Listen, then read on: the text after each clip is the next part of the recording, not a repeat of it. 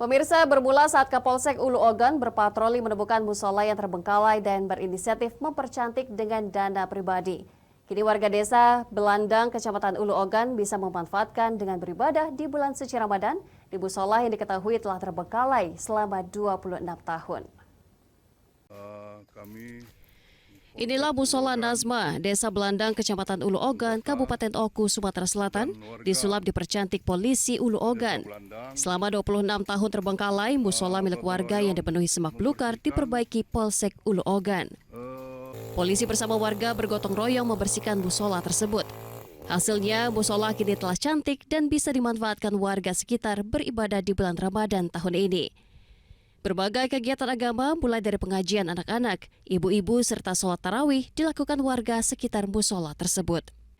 Musola berukuran 6 meter persegi itu dengan dana renovasi yang bersumber dari hasil beguyur Kapolsek Ulu Ogan dan juga dari Kapolres Oku kini telah selesai dan dimanfaatkan warga.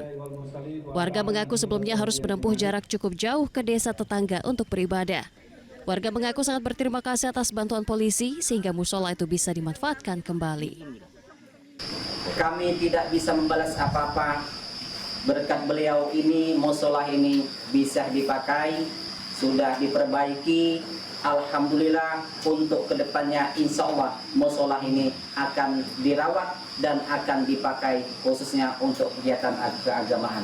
Membutuhkan tempat ibadah dan untuk mengajarkan kepada generasi muda anak-anaknya untuk mengenal agama yang selama ini harus menuju ke desa tetangga ataupun dusun tetangga yang cukup jauh, sehingga berharap masyarakat untuk hidupkan kembali musola Nazwa ini untuk Dari Ogan Kobrik Ulu, Widori Agustino, iJus melaporkan.